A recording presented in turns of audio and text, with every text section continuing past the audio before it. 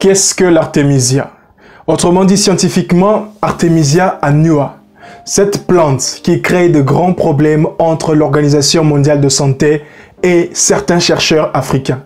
Cette plante qui est interdite, dont l'usage est interdit en Belgique, en France, et aussi lorsque les chercheurs africains découvrent les propriétés de cette plante qui guérissent contre le coronavirus, contre les paludismes, eh bien, c'est l'Organisation mondiale de santé, de la santé qui minimise les efforts des chercheurs africains. On se pose bien la question, vous et nous, qu'est-ce qui se cache derrière tout ça? Pourquoi? Parce que depuis la nuit des temps, depuis avant même que les pays africains puissent avoir leur indépendance, la Chine utilisait cette plante et jusqu'à présent, la Chine utilise cette plante. Nous savons très bien que la Chine est une des grandes puissances sur le plan de la médecine. Mais pourquoi la Chine utilise? Et lorsque ça arrive en Afrique, il y a la minimisation des efforts des chercheurs africains, il y a des doutes, il y a ceci, cela. Nous allons ensemble avec vous savoir qu'est-ce que l'artémisia. Pourquoi est-ce que l'Organisation mondiale de santé ne veut pas que l'artémisia puisse être utilisée? Pourquoi est-ce que l'Organisation mondiale de santé minimise les efforts de chercheurs africains? Et aussi, qui est derrière l'Organisation mondiale de santé dans son business en Afrique? Si vous êtes là pour la première fois, n'hésitez pas de vous abonner.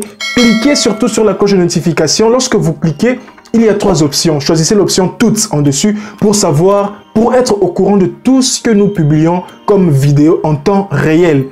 Aimez la vidéo parce que lorsque vous aimez, YouTube en propose à d'autres internautes et ça nous permet d'augmenter notre communauté. Merci à vous qui vous abonnez tous les jours. Surtout, laissez-nous votre commentaire. Lorsque vous laissez votre commentaire, nous allons interagir avec vous pour savoir comment est-ce que l'on peut travailler, comment est-ce que l'on peut faire, qu'est-ce que l'on peut faire pour élever l'Afrique. Car il ne s'agit pas seulement de trop parler sur les réseaux sociaux, mais nous devons aussi frapper sur la table, faire des actions, agir. Voilà. L'artémisia, c'est une plante d'origine asiatique, découverte pendant la Deuxième Guerre mondiale, pendant la guerre de Vietnam et les États-Unis. Les soldats vietnamiens mouraient du paludisme et ils avaient fait appel à la Chine pour pouvoir trouver une solution contre les paludismes. Et c'est bien l'artémisia qui a été envoyée là-bas et les soldats vietnamiens avaient pris courage. Nous vous laissons des liens en description pour pouvoir avoir plus d'informations sur l'artémisia. Et cette plante, la Chine l'utilise depuis la nuit des temps. Cette plante, jusqu'à présent, la Chine l'utilise. En 2015, un chercheur chinois au nom de Yu Tu a eu les prix Nobel de la médecine chinoise grâce à cette plante.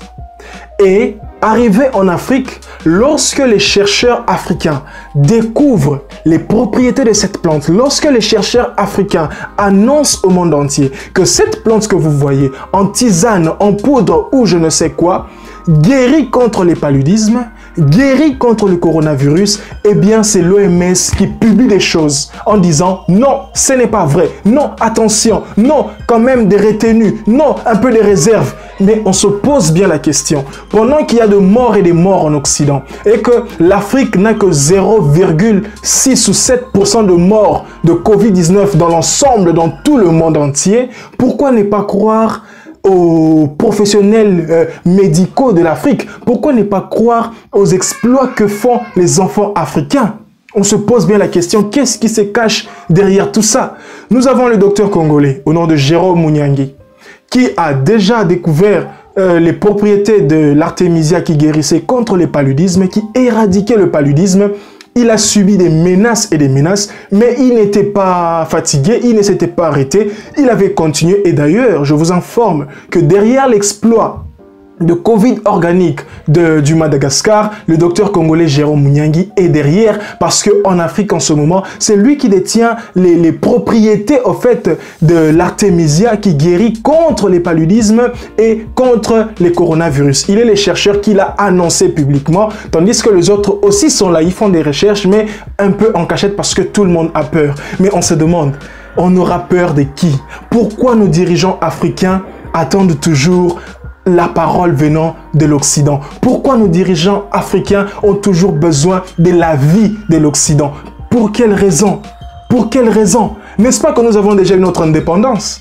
Alors, vous savez, l'Organisation mondiale de santé a déclaré une fois que pour pouvoir guérir du paludisme en prenant l'artémisia en tisane, il fallait prendre 5 litres par jour pendant 7 jours du thé de l'artémisia, tandis que eux nous proposaient des comprimés en 500 mg qui guérissaient plus rapidement.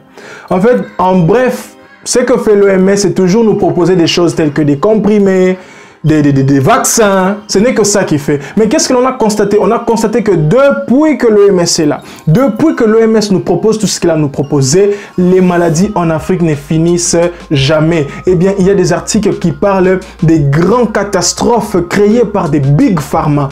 Et ce sont ces big pharma là qui soutiennent en fait les projets peu appréciable, à mon avis, de l'OMS. Pourquoi? Parce qu'il y a des big pharma, des laboratoires qui sont là en train de fabriquer des médicaments et ils ont besoin que nous puissions en consommer. Et ces laboratoires créent des maladies, inventent des maladies. Ces laboratoires nous proposent des médicaments à moitié guérisseurs. Donc, ce sont des médicaments, lorsque vous prenez, vous vous sentez bien, mais après 2 mois, vous tombez malade.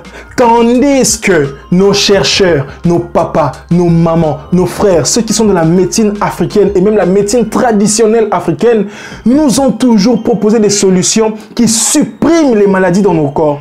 Mais pourquoi on ne leur fait pas attention? Pourquoi on ne leur donne pas la valeur qu'il faut, la valeur qu'ils méritent?